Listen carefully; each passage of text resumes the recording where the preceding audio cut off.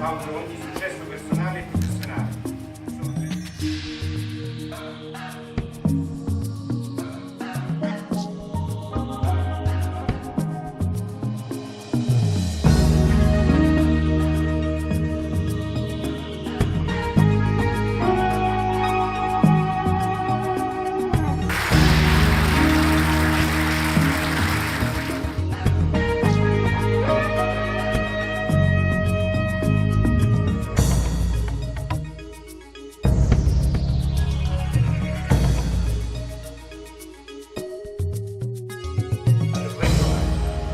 Favorendo la reciproca conoscenza tra gli interlocutori,